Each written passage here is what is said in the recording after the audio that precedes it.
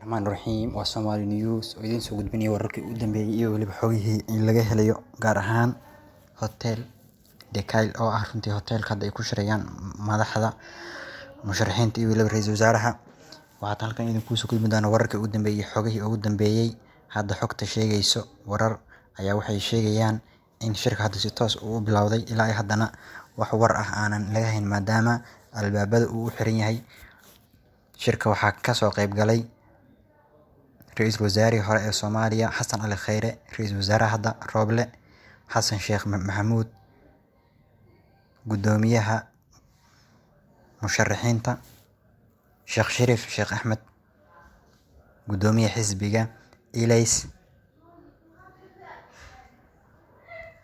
Musdaf Duxulow, Cabdiraxmaan Cabdishakuur,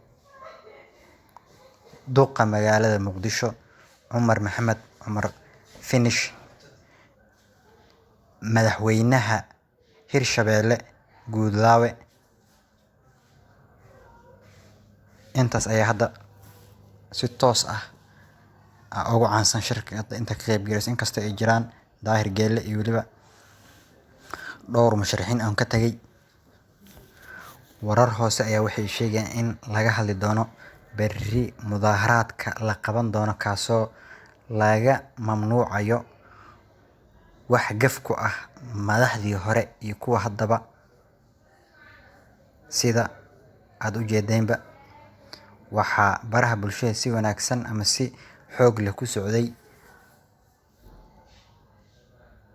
oraahyo aan u fiicnayn indhaha Soomaalida. Waxaasna waa wax laga fiican yahay mar haddii la banaan baxayo waa in si nabdoon loo banaan baxo, waa in si dimuqraadiyad ah loo muujiyo, laakiin inaad caytanto waa khalad. Waxaan idin soo gudbin doonaa shirka qodobada la isku raaco. Waxaana noqon doontaan dadka ugu horeeya ee daawada insha Allah. Channelka subscribe saaro. Assalaamu calaykum warahmatullaahi ta'ala wabarakaatuh.